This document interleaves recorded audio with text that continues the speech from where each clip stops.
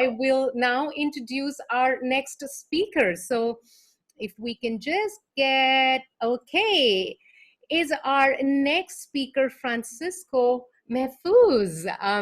So Francisco, very welcome to the session. I'm going to quickly introduce you. So everyone, for the past 30 years, Francisco has taken every opportunity to tell his stories in front of an audience, and even became a national champion of public speaking. Wow. National champion of public speaking. That was when he decided he probably should take this store called storytelling seriously and maybe even get paid for it. And aren't we glad you did that? Otherwise, how would we hear you this afternoon? Now he is a keynote speaker on storytelling, author, story coach, and host of the Story Powers podcast, where he talks to storytellers, speakers, marketing and branding experts about the power of stories. So Francisco, the floor is yours, and I will let you run with it. Thank you. Do you remember your first job? There is a dangerous mistake that most organizations make, and I learned about that in my very first job. This was in 1999, when I was fresh out of school. The job was an entry-level position at the local government in Brazil. And this was a very exciting time in Brazilian politics because it was after a dictatorship and after we had just impeached our first ever democratic president, who also happened to be corrupt. So there was a popular revolution going on, and we were trying to elect our first ever working class president, Lula. I was very young, I was idealist, and I wanted to be a part of that story. So in my very first day in the job, I was super excited.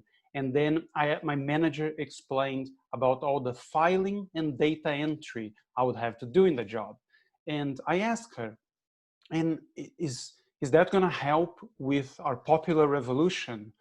And she looked at me a bit funny and said, no, it's going to help with the filing and data entry. And then she explained about the importance of clocking in on time every day. And I asked her, is that because every moment counts for our movement to succeed? And she said, no, it's because we're not going to pay you properly if you don't do that. Now, it only went downhill after that. The job was so boring and so disconnected from everything I cared about that within a few weeks, I started clocking in late and hiding in a maintenance closet so I could fall asleep in the middle of the day. I only lasted about 2 or 3 more months, and then I quit. And here is the big irony. A very powerful story was about to change the country. But that story was only being told to the outside world. Inside the organization, there was no story. Or worse, there was a negative story that suggested that our work didn't matter. I hope you never had a job like that. But unfortunately, my experience wasn't unique. Although storytelling has become a lot more common in business these days, it's still a lot more popular as a sales or a marketing tool, not as a way to drive employee engagement or to instill people with a sense of purpose. But the problem is that if our companies or organizations are more attractive to the people outside than to the people inside, then that's just a recipe for unhappy and underperforming employees. Steve Jobs once said that when we work with things we really care about, we don't need to be pushed because the vision pulls us. And the opposite is also true. If there is no story pulling you, then that might just be pushing you away. So I'd like everyone to think about the jobs you had in the past. Now, how often did you and your colleagues share stories about how excited you were to be at work? And how often did you just complain about it? You know, when the weekend arrived or you went out on holiday, were you ever so fired up about your job that that's all you wanted to talk about? Or when you were off, you were just trying to forget about it? Now, that second scenario, if that ever happened to you, you're not alone in that. Recent polls suggest that 66% of employees feel disengaged, and as many as 53% are actually unhappy at work. Now, those numbers are shocking, and they only reinforce this idea that we're not telling our people the stories they need to hear. But some companies are very good at storytelling. Now, whenever I ask people that question, the names that usually come to mind are Apple or Nike. Those typically are the first two. But Nike, for example, they know very well that storytelling is not just for advertising.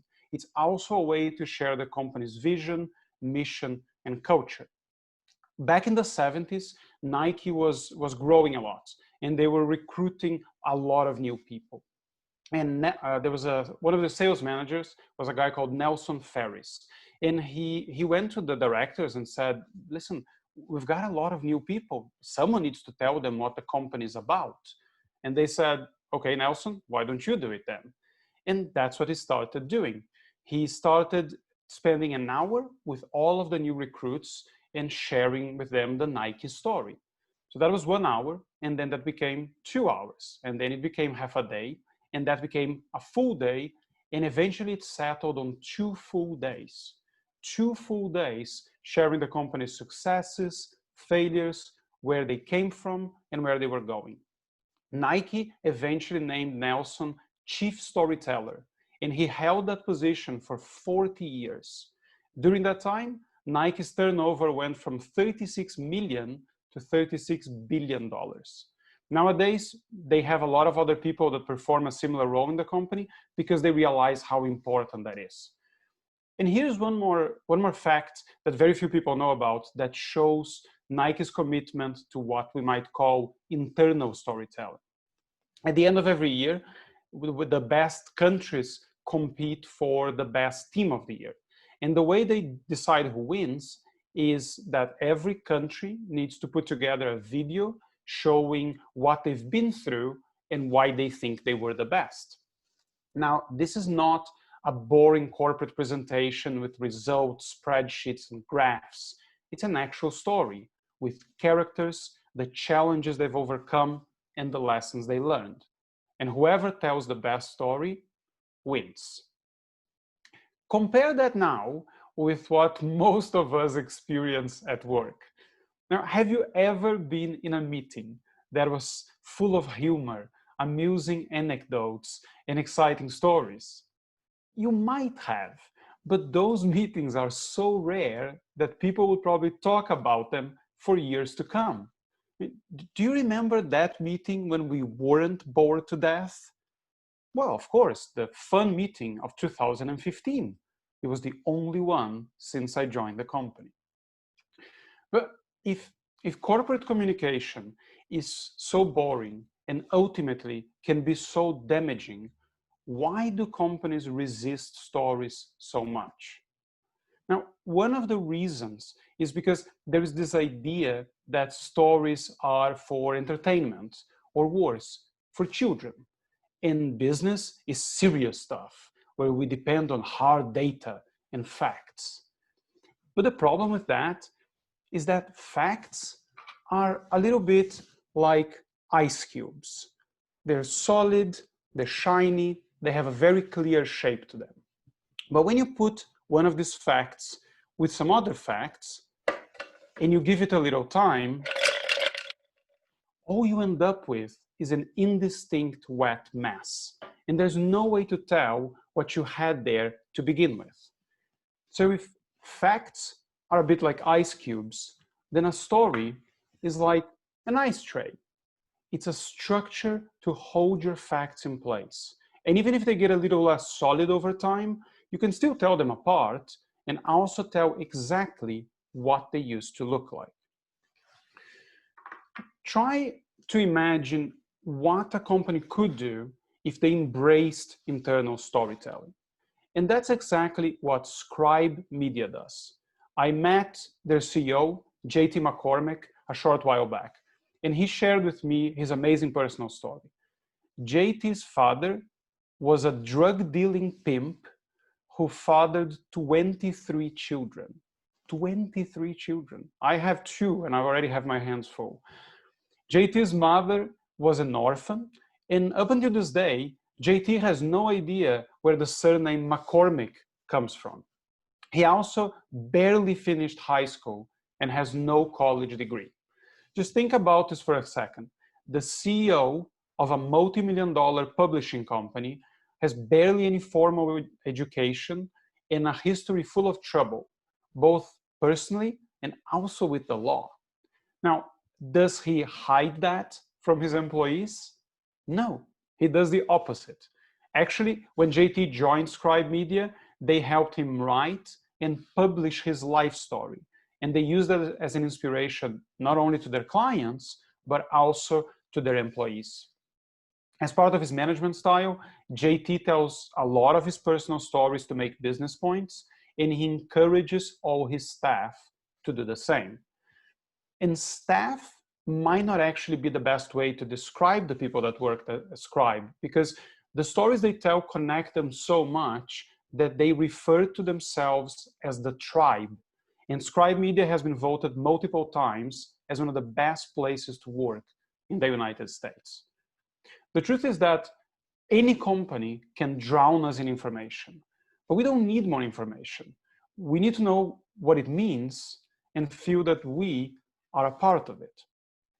So now we've covered the why you should tell stories internally. So I want to also look at the when and the how. And there's plenty of times where you can tell stories and it'll be very effective, but I want to just focus on four moments. And to make it easy to remember, I call it team. So the T stands for training.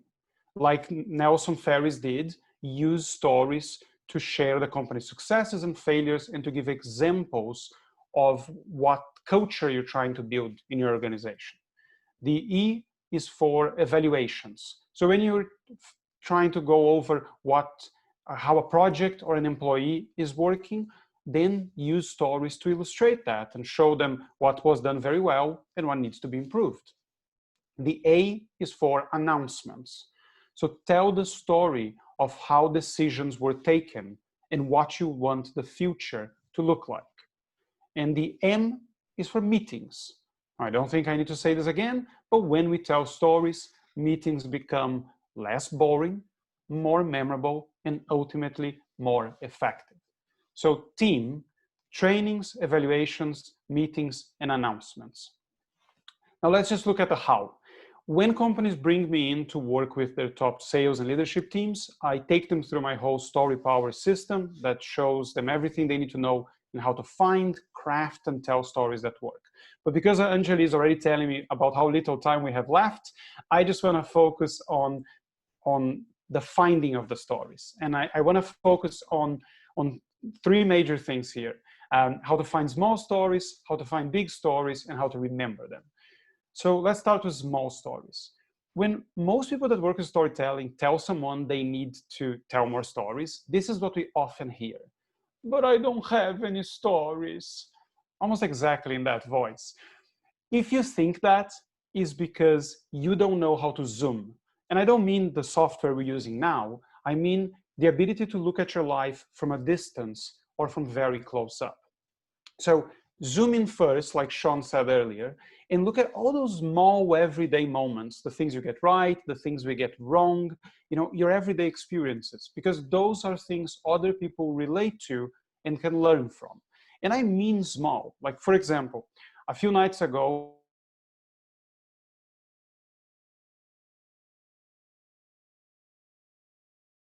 sleep and she didn't want to. And she said, Daddy, can you stay in bed with me? And I said, no, I'm big, I'm gonna break your bed. Well, can I go to your room then? Well, no, because your baby sister is there, you're gonna wake her up, you have to stay in your bed. And she just said no. So I asked and I begged and I pleaded. And then when nothing seemed to work, I threatened her that she would never watch Frozen ever again if she didn't go back to sleep. And that didn't work. And I was so exhausted and so frustrated that I started crying. And she was shocked because she hadn't seen me cry before. And Then she said, Daddy, don't be so sad. I'll try to go back to sleep. And she did, because I had completely forgotten something very basic about how human beings work. You can reason with people for hours, but emotions decide. Reason just justifies. And we do that in business as well. We talk to our customers and our teams and we put logical arguments and facts and figures. But if we don't make people feel something and we don't connect with them emotionally, we're never going to get anywhere. So that is a small story. For big stories, all you need to do is zoom out and see where you are. It's not where you started from, is it? Maybe you're in a different country or a different career. Maybe you're just a very different person than you used to be. The distance between where you were back then and where you are now is your journey. And if that doesn't feel special to you, it's because you're too close to see how far you've come. Now, when you tell other people that story, they will see it and they'll be inspired by it. So zoom in for the moments, zoom out for the journey. And you're never going to be short of stories to tell. And how do you remember them to finish with? Well, you don't, to begin with at least. You need to tell stories at least 3 times before they can stay in your long-term memory. And for that, you need a story journal, which is where you can keep those stories before you had the opportunity to tell them. So what I'm going to do now is I'm going to quickly share my screen here. And there we go. If you take a screenshot of that or a picture and email me at the address you see there, francisco@franciscomafuz.com, I'll send you the story journal that I use with my clients, and that has everything you need there about what is a story, what is a good story, and some things you can do every day to start filling that journal up and having plenty of stories to tell. I told you right at the beginning how excited I was about that first job and how I wanted to be part of the popular revolution in Brazil. And even without me, that revolution happened, and we did elect our first ever working class president, Lula. But a few years later, the government and the movement completely fell to pieces. And it became clear that what I felt back then was right. When the story being told to the outside world is not matched inside the organization, your people will lack engagement, purpose, and their performance will suffer. Hopefully today I've given you some tools to avoid that inside your organization. So I just want to leave you with a request, which is that starting tomorrow, as you sit down at your desk, and before you get busy with everything else you have to do, just try to answer this question. What is the one story you will tell today? Wonderful. Thank you, Francisco. I must say that I loved some of your use of the term zoom in, zoom out. Zoom is such a part of our vocabulary nowadays, so the connection was made very well. And the ice and the ice tray, I love that too. So thank you. That was a very fun way of getting the message across. I'm going to take one question for you, Francisco. So the question is from Dr. Mohammed Khurshid. Thank you so much for asking the question. The question is, what is the main purpose of storytelling, and what are the uses and advantages of these story experiences? Is it necessary in the era of AI, artificial intelligence, and emerging technologies development scenario, and how it will help and control monitor COVID-19? So there's actually 3 questions in that question. So I'll just break them down, and you can answer either, or you can answer all, right? Sure. So I think the first question is, what is the main purpose of storytelling? The second one is it necessary in the era of AI? And finally, what role do stories play in terms of monitoring the biggest world problem right now, which is COVID-19? So I'd let you answer, Francisco. The answer to those 3 questions is essentially the same. And it is that if you want to communicate effectively, you can't just be thinking about the modern software that we're using to communicate, which might be AI or the internet or Zoom or whatever. You need to worry about the software that's running in our ape-like brains, and that software is storytelling. So it doesn't matter how much the technology changes, until we've evolved past the monkeys that we used to be not that long ago. The way the brain understands knows what to remember and knows what's important is story. So the importance is for communication. Yes, you need it, and I don't believe that AI is going to change that in any way, because we are still running on the same software. Until that changes, stories will remain as powerful and as essential as ever. Wonderful. Thank you so much, Francisco. And thank you for asking one more time, Dr. Khurshid.